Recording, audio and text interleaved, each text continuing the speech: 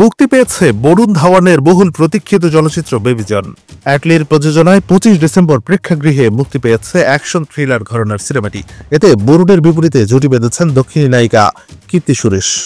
তবে box office সেভাবে জমাতে পারবে না বেবিজন, কারণ পুষ্পা ঝড় এখনো চলছে ভারতীয় বক্স অফিসে।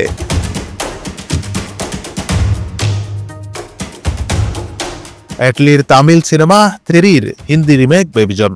তবে হিন্দিতে সিনেমাটি পরিচালনা করেননি অ্যাটলি, বরং প্রযোজনায় রয়েছেন। পরিচালনা করেছেন কালিস।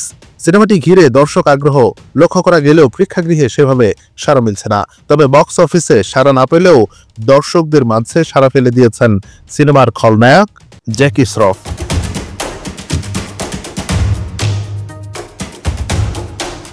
ভয়ঙ্কর রূপ জ্যাকিকে লাগছেও বেশ অন্যরকম।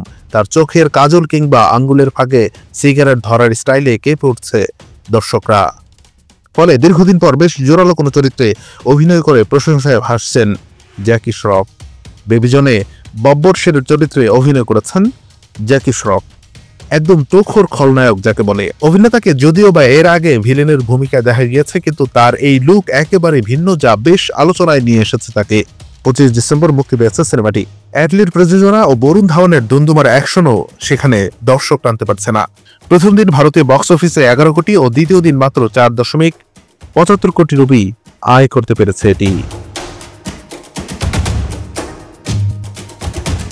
Anwar Hossain, BD archive.